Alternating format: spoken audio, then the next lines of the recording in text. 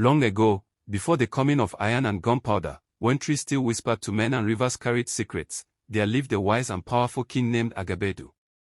He ruled the Igala kingdom with justice, his voice fed across the 9 hills and 7 rivers.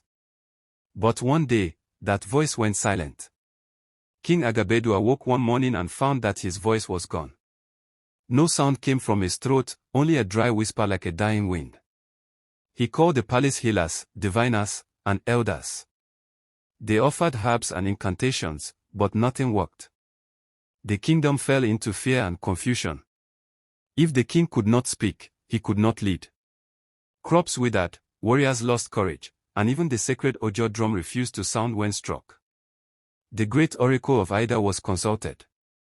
She came with painted face and kola nuts and said, "The king's voice has been stolen by the spirit of the forest. Until justice is done for a forgotten wrong, silence will rule the land."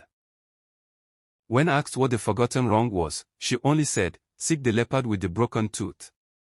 In a small village near the river Analo, there lived a girl named Anaku. Though young, she was brave and clever. She volunteered to go into the forest and seek the leopard. The elders laughed. What could a girl do where warriors had failed? But the king, desperate and humbled, nodded. With only a calabash of water, some dry fish, and her mother's blessing, Anaku entered the sacred forest. The forest was thick and dark. Spirits whispered from the trees. She walked for days, singing old songs to keep her spirit strong. One night, under a moonlit tree, she found the leopard old, wounded, with a broken tooth and sorrowful eyes. The leopard spoke in the voice of a grandfather. "I was once the protector of the kingdom. But when hunters poisoned my mate and cubs for their own pride, the kingdom did nothing. I took the king's voice as payment. Let justice be done, and the voice will return." Anaku returned and told the tale. The people gathered. The hunters who committed the crime were now old men. Shamed, they confessed. As a sign of peace, they offered their titles and lands to the spirits of the forest. A great feast was held. The leopard appeared on the hilltop and let out a roar.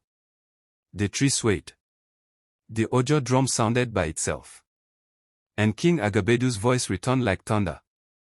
Let this be a lesson: when we silence the innocent, we silence ourselves. King Agabedu made Anaku the first female council elder in Igala history. She grew to be a wise leader, known for fairness and courage. And from that day, whenever an Igala drum is played, it is said to echo not just with sound but with truth. For more interesting stories, subscribe to our channel, shares, and turn on notification for more.